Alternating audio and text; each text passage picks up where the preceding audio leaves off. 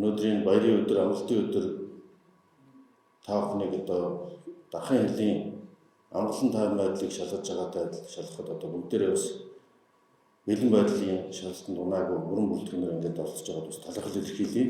Эдгээр амралтын өдөр энэ бол бас одоо Монгол төрд нэмэх зэгц дэг журам хэрэгтэй байна. Та нэмэх зэгц дэг журам байна. Тэнд хөгжил цэцэглэлт байна. Тэгшил ахиц гарна. Та нэмэх замбраагүй хуулиас алдагдана. Тэр бас мөхдөг ундаг.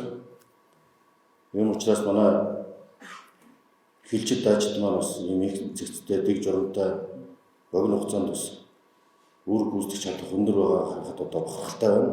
Та бүхэндээ бас баярын өдөр энэ хилчид даачдаараа бахарх учир шалтгаанаа илэрхийлж чин сэтгэлээсээ талархал илэрхийлье.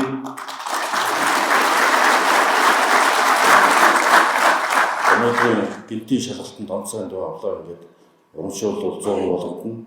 Өргөжил бас 30 тэрбум төгрөгийн хөрөнгө оруулалт тараас авсан юм.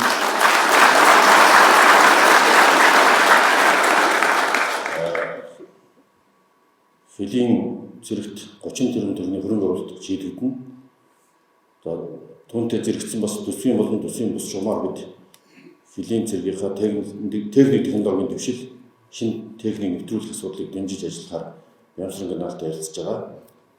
Ингээд нийт хилчид даачидаа та бүхнээр уламжлаад нийт отряд заставын даачидаа хилчидтэй үндэсний хилчидүүд тусгаар тогтнолын баярын мэнд бас шинэ оны мэндийг өргөн төвшүүлье.